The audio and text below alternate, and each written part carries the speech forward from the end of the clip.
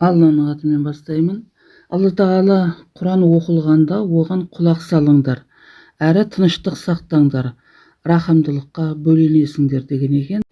Пайғамбарымыз Мұхаммед Мұстафа саллаллаху алейхи уассалам сендердің ең жақсыларың Құранды үйреніп және оны үйреткендерің деп өсиет еткен. Ибн Масғуд радиаллаху риуаяттан келеді.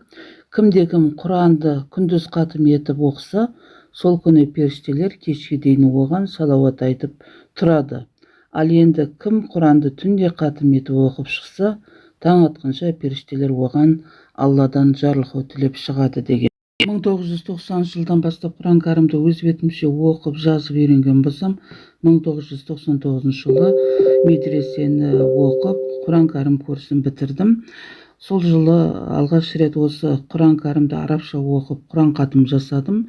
Сол кезеңнен естелік сурет алғашқы Құран қатымды 15 күнде бітіргенмін.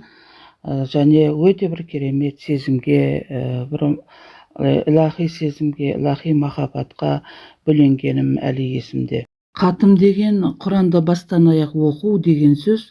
Оның қысқасы не кішкенесі болмайды. Дегенменен пайғамбарымыз саллаллаху алейхи уассалам өзінің бір асыл сөзінде Ихлас сүресін 3 рет оқыған кісіге Құранды толық қатым еткеннің сауабы берілетіндігін айтқан. Ал фиқхтағы мағынасы бір кісінің Құран кәрімді бастан аяқ оқып шығу деген сөз. Қатымның маңызы жайында көптеген хадис шәріптерде айтылған. Құран кәрімді қатым еткен адамның дұғасы қабыл болады. Құран кәрімді қатым еткен адамға 60 000 періште истиғфар етеді.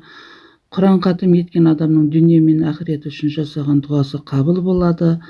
Құран қатымды оқыған және тыңдағандардың дұғасы қабыл болады деп айтылған.